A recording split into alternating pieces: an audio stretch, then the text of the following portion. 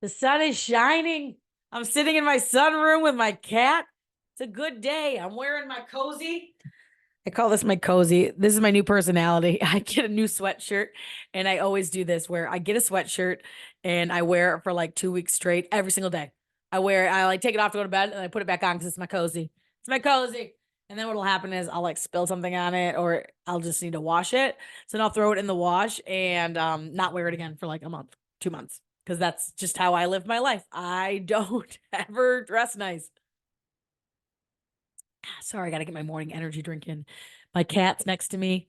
Things are pretty good today. I haven't checked in. I didn't do anything last week. I basically went back and forth on the idea of should I still be doing this? Do I want to keep recording these every single week? And the answer is I do. I like doing this. I like talking to you guys. And for those of you that have commented, that watch these, thanks. For those that might stumble upon this video, my name is Jackie Blankenship. I'm a former Mrs. America and a current radio host, yet former at the same time. I hosted a morning radio show for a long time in Grand Rapids, Michigan. I recently stepped down due to mental health concerns.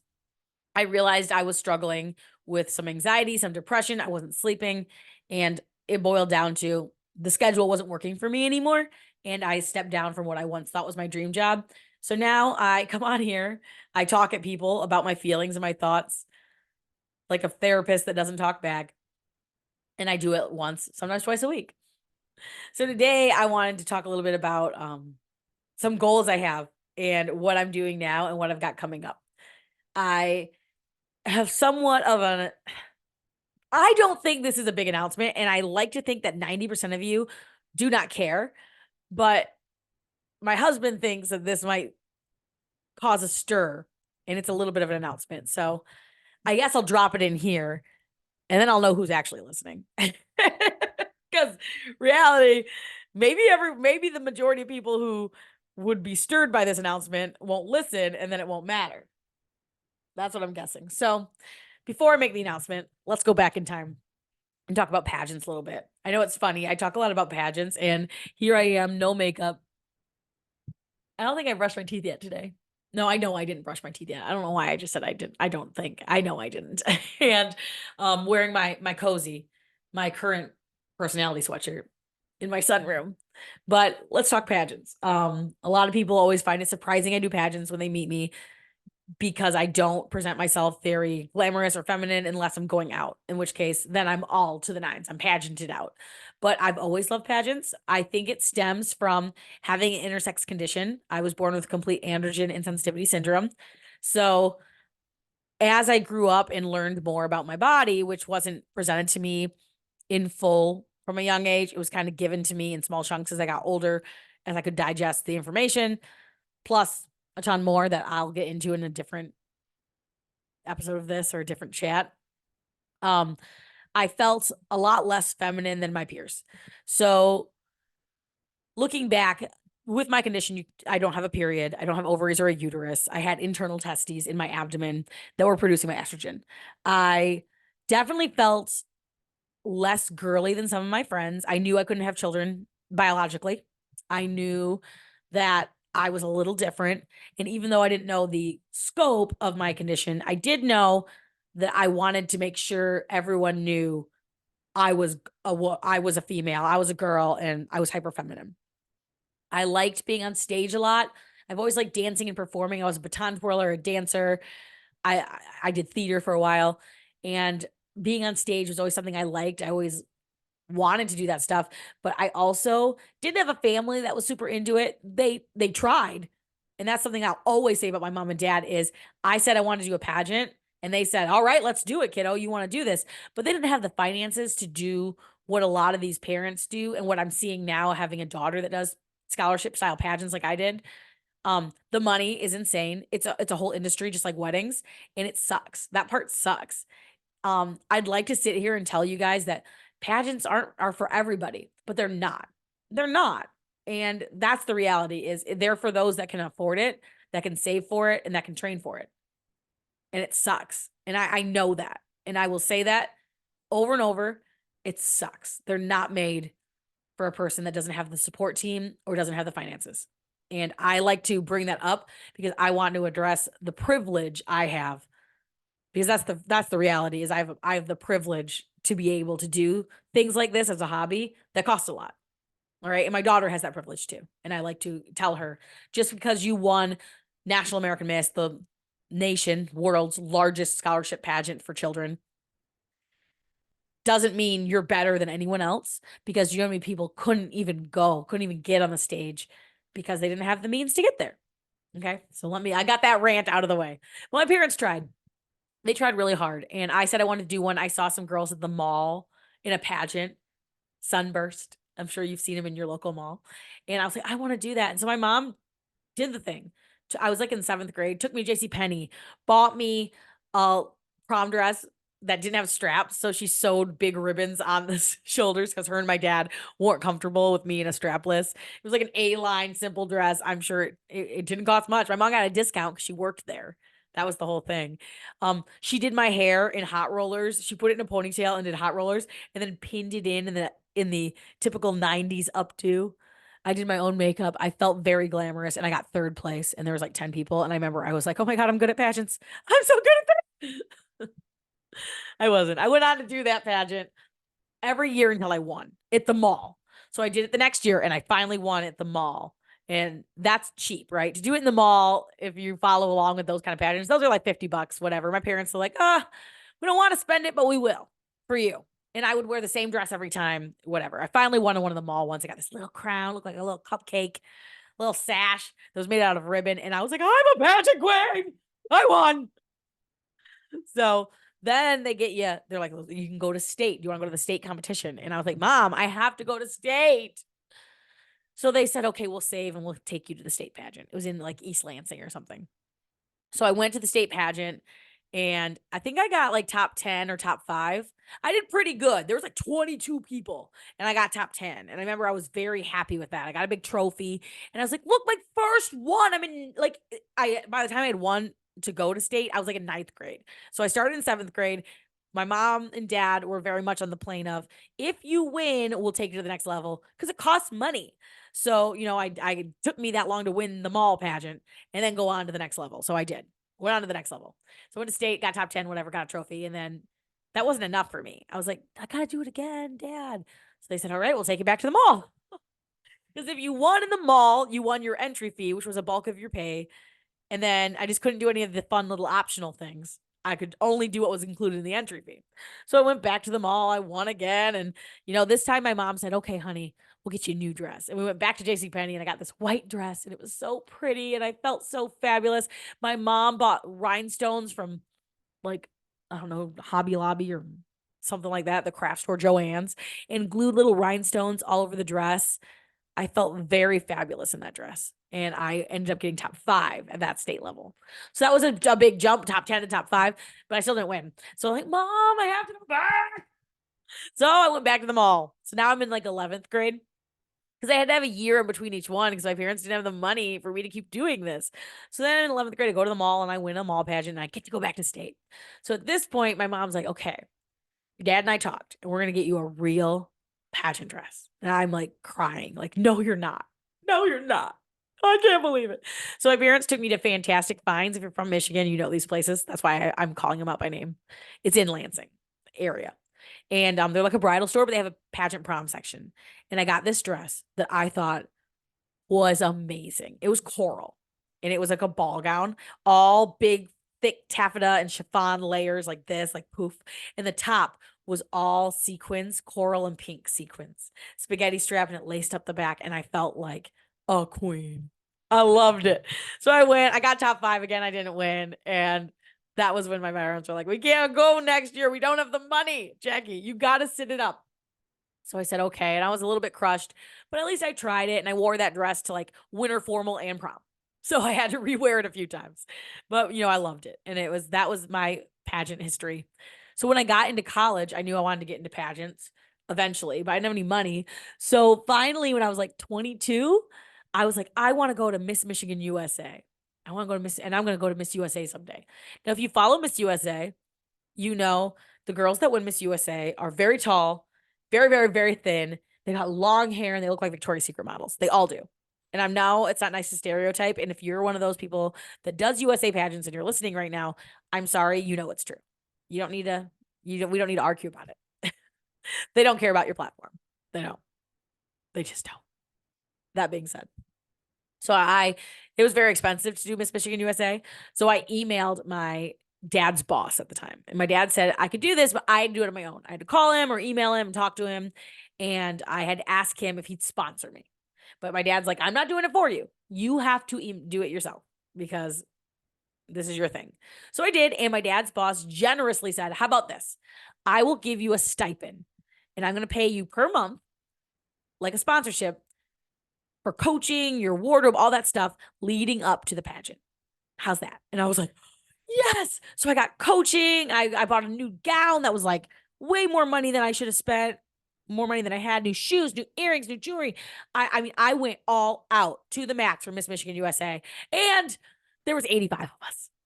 85 women at Miss Michigan USA. It was in Ann Arbor that year, which is never in Ann Arbor. That's why if you do USA pageants, you remember the one token year it was in Ann Arbor. So I was in the Ann Arbor year. I did not place top 15 because there was 85 of us and I didn't know what I mean, I knew what I was doing. I got in coaching, but I wasn't a Victoria's Secret model. That's for sure. And, yeah, I didn't place. I did win Miss Congeniality. And at the time I felt very proud of that.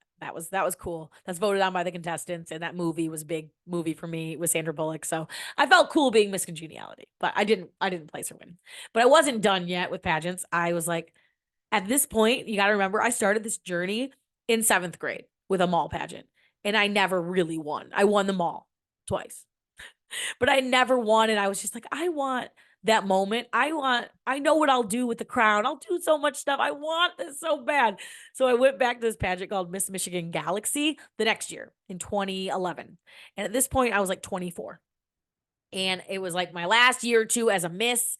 And I was gonna go in and try it and see what happened. And I ended up winning. It was like I found my system. I did the system that was more about being unique and glamorous and fashion forward, but also having a voice. And I won. It was my first pageant. I won. I was so excited. My mom and dad and my sister and brother-in-law, my boyfriend, who's now my husband, were there. And I freaking won. And I had never been more excited. So I went to their international pageant, which was called Miss Galaxy International, and I placed top 10. And there was like a lot of us. I think there was like 30 of us that year. And I got top 10, and that was it. I didn't move past top 10. But I was so excited that I made top 10. So I was determined to go back. So I went back and I didn't place. And then I went back to Galaxy Internet. I went back as a missus when I finally won missus. And I placed top 5. I think I was 4th place. And I realized maybe this isn't for me. Maybe this isn't my system. I've gone a lot. I've spent a lot of money. But pageants were still there in the back of my head. So all this time I'm working at Fox 17. I'm getting jobs in radio. I'm having a baby. Like I'm doing all these things, right? So this isn't like I'm also busy, but pageants were just there. There's something I wanted to do. I liked them. And I wanted to be those women I saw on TV when I'd watch Miss America. As I got older, I was, I'm pushing 30 at the point. I still wanted it. I was like, no, I'm not done yet. I didn't get that chance yet. I didn't feel like I got it. So the biggest pageant for married women is Mrs. America. Now, we have a Mrs. Michigan. Obviously, they have one in every state. And I did Mrs. Michigan in 2014. I was still working at news. And my cousin, who was an extensionist, did hair extensions for me. And I never had them. And my hair was like down to here. And I looked awesome. My hair looked so good. And at this one, my husband, he would escort you on stage, and I was very excited. I was like in my 20s still, and a lot of the women were a little bit older than me. The average age of Mrs. America is more like 35. They have a little life experience. A lot of them have kids. I didn't have a kid yet, nothing. So I went in and I did my best. I won swimsuit, one evening gown, bombed my interview, which looking back, I didn't feel like I bombed it during it, but looking back, yeah, I bombed it. And I ended up getting first runner up. I didn't win. So then fast forward to 2021. So now it's been a few years. I've done some smaller pageants where I did one called Miss US Continental. I did that one twice. And I got first runner up both times. So at this point, I'm like made for first runner up. I got first runner up at Miss Michigan USA. I got at Mrs. Michigan America. I'm sorry, I misspoke. I got first runner up at Mrs. Michigan America. I got third runner-up at Mrs. Galaxy International. I got first runner-up at Mrs. US Continental, went back and got first runner-up again at Mrs. US Continental. And I was just like, man, I made for first runner-up. So then they introduced this new thing at Mrs. America called the Mrs. American pageant. So it's America with an N, Mrs. American. And my girlfriend Katie and I were like, let's go do Mrs. Michigan again together because 2 people win. Now, how this works is this. If you have been following along with the pageant journey, you might be wondering, like, I don't get the 2 titles. Here you go. So the owners of Mrs. America decided we have been doing this for almost 50 years. 50 years, right? I think they're on their 45th year. They were on their 45th year. And they were like, all these women we see come back to their state pageant over and over and get first runner-up or second runner-up or top 5 and never get a chance to come here to Vegas to Mrs. America, which used to be televised. It was a big deal. It was televised. It was on TLC for a while. And they said, how can we give more women opportunity? And that was legit the mindset at the time. Like, how can we give more of these women the opportunity to get here to nationals and have their experience? So they said, what if every state, instead of crowning 1 winner, crowns 2? Okay, so stick with me here. Your winner is Mrs. Michigan America. They'll go to Mrs. America. But what about your first runner-up? The one that's often forgotten. And they have a valid point here because as someone who has received first runner-up more times than I can count, the first runner-up is usually standing there holding hands and they say, and your winner. They don't even say your name because they'll say, and your new Mrs. Blank is. And then you hug and they'll go get their crown. And then that means you're the runner-up and you walk away. You don't even get like a second of, I was top 2. So they said, what about our first runner-up? What if our first runner-up is called and they are your new Mrs. Michigan American? Because they can do it. And they'll go to nationals and they'll compete in a totally different pageant called Mrs. American, and which will have its own prizes. And it'll be a separate entity, same week as Mrs. America. So that was the thought process. And they're still doing it today. So my girlfriend Katie and I, who's one of my dearest friends, went and we said, we're going to do it together. And one of us will hopefully win Mrs. Michigan America. And one of us will win Mrs. Michigan American. And we can go together. That's our plan. So we practice, we trained, we get there. And I'm, Katie, if you're watching, I love you more than anything. I obviously wanted to win. Obviously. I got Mrs. Michigan American, meaning I was first runner-up.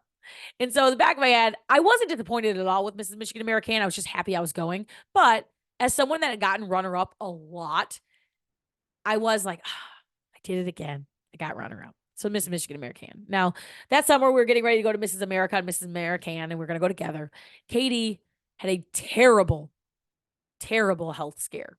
She ended up getting diagnosed with what's called Tarlov cysts. And I hate telling her story for her. And I know that it's hard because I want to tell you who are listening what happened, but it's not really my place to tell Katie's entire story for her. But at the end of the day, she had to have spinal surgery, which is obviously no joke. She couldn't walk for a long, she could walk, but it's a whole thing. Okay. It was terrible. It was terrifying. It was scary. She got flown to a different state for the surgery with a specialist who's like the only one of his kind. It was a lot. And she ultimately had to make the very hard decision. Do I hang up the crown and go to, and not go and take care of myself? Or do I go to nationals as Mrs. Michigan America? Like, what do I do? And she had to make that decision on her own. And it was very heartbreaking because this is a once in a lifetime experience, even though you might not, understand it as someone who doesn't do pageantry. You don't just go to Mrs. America. You win your way there. So she worked hard and she had to make that decision, and she had to make the decision for her health, and her husband agreed with her and she had to hang it up. So it sucked. And I'm sure I can't put myself in her place and imagine how horrible she felt having to give me her sash because I was runner up. So they had to suddenly switch titles. They said, Jackie, you're now stepping up. You're Mrs. Michigan America. And we had about 6 weeks till nationals. So that was a struggle because it was hard being 1000% invested because the back of my head felt really bad for Katie. And I don't want to say I felt bad, like sympathy, like she doesn't want your sympathy. She wanted to feel better, but at the same time, it sucked. And there was no other, it just was sucked. It just sucked, right? She had to give her best friend her sash and crown that she earned. It sucked. It did.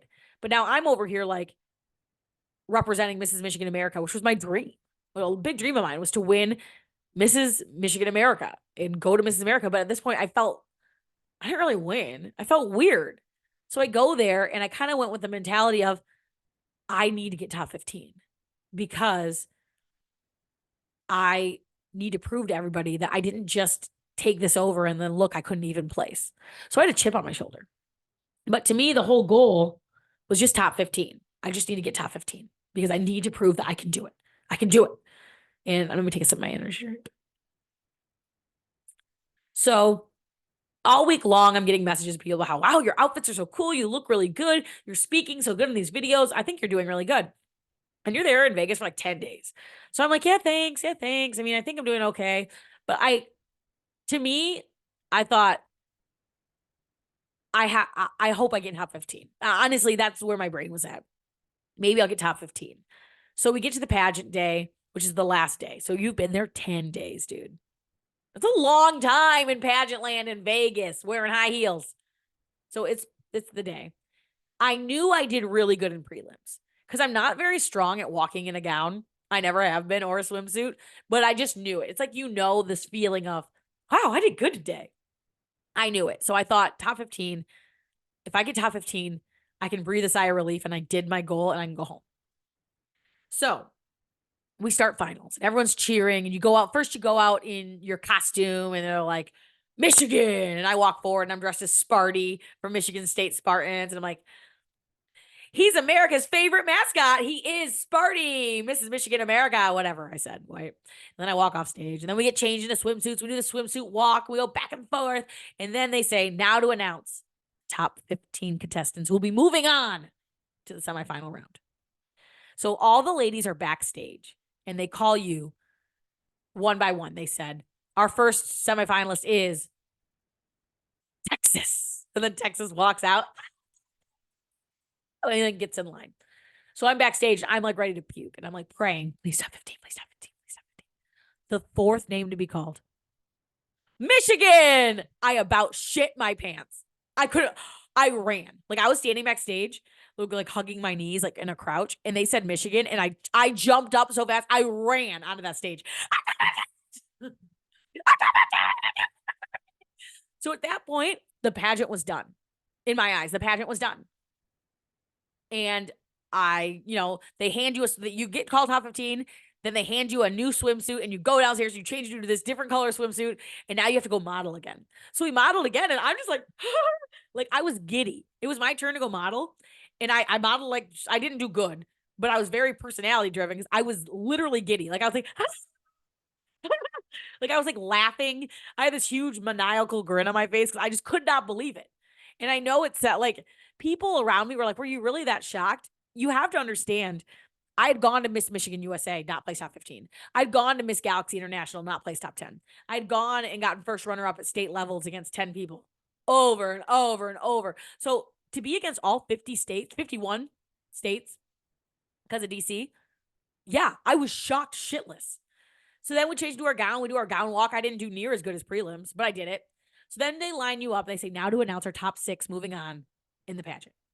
And I'm like, I know I didn't get top 6, but this was really cool experience.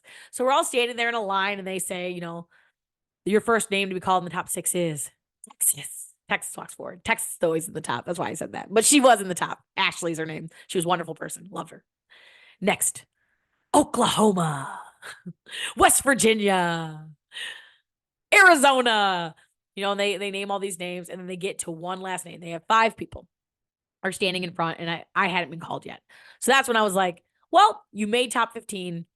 It's all gravy. You got your goal. And I'm just kind of standing there, pleased. And then the MC says, all right, let's play a game. Who is the 6th name? Who do you think? Shout it out. And the audience is like, they're all just yelling names. And then I hear my husband and my friends scream, Michigan. And it gets quiet. And the MC says, I heard it. Say it again. And they point at my husband. This is exactly what happened. And he's like kind of quiet and the spotlight goes on him and he goes, Michigan? And he goes, that's right. You're 6th place. You're 6th person in Michigan. I about shit. I'm not kidding. I went, oh, that's me. So I come forward and now we have to do an onstage question. I'm like shaking And I have to be the last person to do it because I was the last to get called into the top 6. So we go up and one at a time, answer the question. And my question was, let me think, if you had one wish that you could have solved, what would your wish be? And I thought back to all my time in pageants. I was thinking all the things I've said about made up platforms I made up that just didn't matter to me. And I thought about what brought me here, which was honestly, whether it was consciously or not, being intersex, having this condition brought me here because I didn't feel like enough. I didn't feel like a woman. I didn't feel like I belonged, and I wanted to belong, for Christ's sakes. So I said what came from my heart. I just said, if I had one wish, I would make sure no child or teenager had a unconsented surgery for being intersex again. I said it better than that. And I said, I was born with an intersex condition. At 14 years old, I had an operation that I did not consent to because I did not have informed information about what was being done to me. My body was operated on without my consent and my control, and it changed my life forever. And I want to make sure, if I had one wish, that no child would ever have a surgery thrust upon them that they did not give informed consent to. People were clapping, and I was nervous because I thought I just said intersex on stage. People don't know what that means. People are going to be confused about my gender. Oh no, oh no. Well, then we all go off stage so the judges can deliberate, and they call a top 3. Call the top 3. And I got called again. This time I was the second to be called, and I was about dead. Now I'm top 3. And at this point, I'm like shocked beyond words because I wasn't supposed to be there. This wasn't even my time. It wasn't my moment. And I'm having all these mixed emotions. My best friend is getting ready for surgery in 6 months on her spine. She couldn't be there, and she's at home watching on the computer because she's that friend. She's that supportive. And I'm on stage. I'm top 3. I had to answer another onstage question. I can't even remember what it was. Oh, it was something about what would you do if you won? And I said, I would use this time to connect with as many women around the country as I could, because that's what I love to do, is connect with you. And as a radio host by trade, I would start a podcast. I would be connecting with people further using the power of our voice, which is the most important tool we have. Okay. It was a good answer. I don't know if it was as strong as the other girls. I can't even remember what they said, but it was a good answer.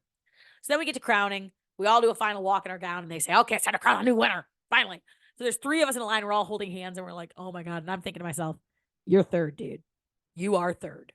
There's no way you're not third. And they say, third place, second runner up, Texas. And Ashley, who's Texas, is a glamazon. She's one of the most stunning women I've ever met in my life. She's intelligent. She's funny. She's smart. She walks up there as graceful as can be. She hugs us and goes and gets her trophy. And I'm like, I'm in the top 2.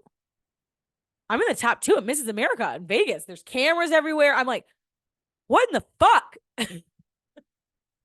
What in the fuck? So I'm standing there and I'm holding Oklahoma's hand.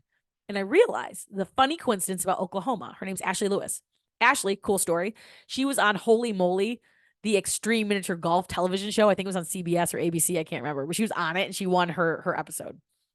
She's very funny, very nice. I love her. She also, quote unquote, wasn't supposed to be there.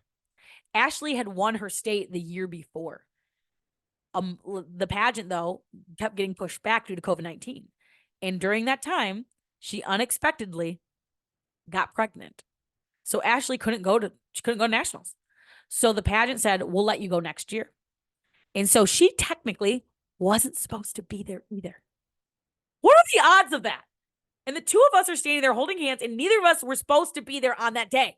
It's just insane. And they do the rigmarole. Oh, you want to know who's going to win? Oh, who do you think it is? Drum roll, please. First runner up is. And they say Oklahoma. And she hugs me, and I'm standing there, and I'm like, and he said, and that means your new Mrs. America is Michigan, Jackie Blankenship.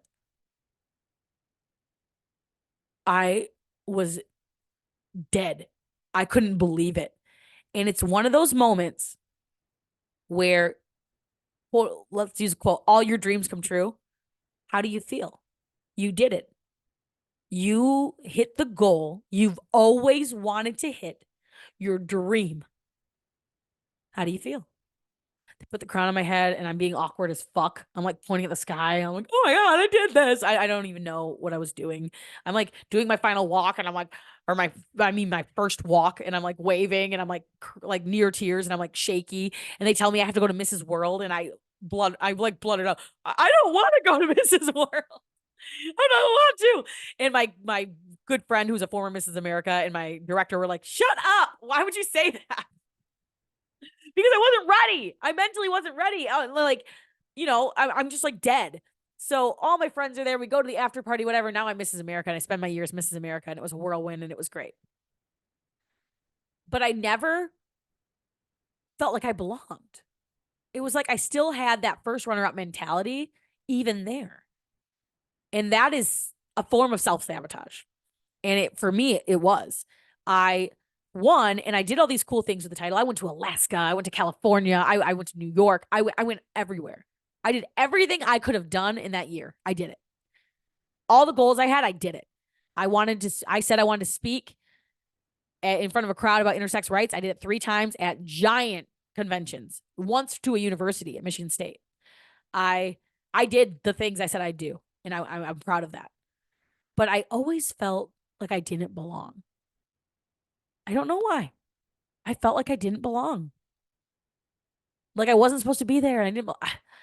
And that's something I've not ever. You're getting hot off the press news. Because I've not talked about this with anybody. It's not something not even my husband. Like I was always a little anxious as Mrs. America because I felt like I wasn't it. Like I wasn't like, why did you pick me? Yeah. So I crowned the next one and life went on and I was back to being just Jackie, which is still cool, right? I mean, I've got a good life. I've told you about the anxiety and depression, and I realized about 3-4 months ago, I'm not done. I don't want to be done. And I think that stems from not knowing I was going to be done. That makes sense. I went to Mrs. Michigan and I was crowned the American title. That's the first runner-up title. I never went to Mrs. America thinking, this is it. I'm about to be done. That wasn't ever my mindset. I'm about to be done. No, I didn't think that. I thought, I'm going to go to Mrs. America. What am I going to do next? I'm going to go back. I'll go to Miss United States, Mrs. There's all kinds of pageants you can do, even though Mrs. America is the top tier. It's the top. You can't, that's the biggest. So, I take my daughter and she goes to National American Miss. And funny enough, it's on the 2-year anniversary of me winning Mrs. America. On the 2-year anniversary, Greenlee was crowned the National American Miss Princess, which is, for those that don't follow youth pageants, it's a scholarship pageant, and you've never seen anything like it. It is so big. I've never seen that many kids. It's insanity. It's insanity, and it's very hard to win because everyone is good. These kids speak. They have to give a 60-second introduction that they memorize where they're talking to you about themselves. Greenlee did that. She's 7 years old. She did that. She had to do a spokesmodel speech where she talked about how her platform, which was talking about how she's different. She came from her Aunt Danny's tummy because her mom can't have kids. She did that on stage in front of all these people. She did talent. She won the whole thing. She won. And then I started falling into this trap of now she's the national queen and it's her turn, which I love. I love that. It's amazing. So I'm taking her to all her things and she's kind of living out her little dream, her little 7-year-old dream. And it's been fun, but I realized I don't want to just do this for her. I want to do it with her. I like this too. I don't want to be done. I want to do it with her. I want us to get dressed up together and go to a parade. I want us to volunteer together and serve our community together. If we're doing a fundraiser, I want to do it together. It's fun.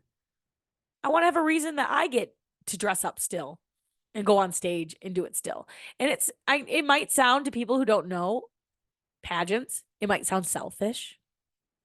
Maybe it is a little selfish of me, a little like, hang it up, you're done. But I'm only 38 and I don't want to hang it up. I don't want to be done. I want to do this with her. It's fun. I want her to see that mom does it too. So here's my announcement. I'm coming out of pageant retirement. I'm doing a pageant. There's a pageant called American Royal Beauties. I've always liked it. Their motto is crown to serve.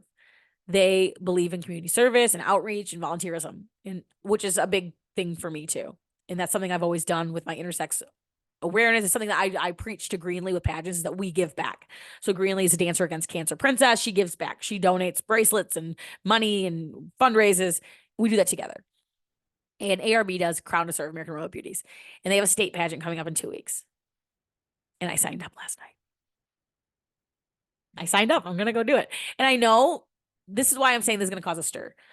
I was already Mrs. America, and a lot of people will think two things. One, she already had her chance. Why is she doing it again? Two, what if you lose? What if you go and you lose and you were Mrs. America? What I have to say to that is this. I probably will lose. I'll probably get first runner up. Who fucking cares? Pardon my French, but who cares? Just because I won Mrs. America doesn't mean I'm not beatable. I'm very much unbeatable. Trust me. I've gotten runner up a lot. And that's okay. If I don't win, my daughter will see me not win gracefully.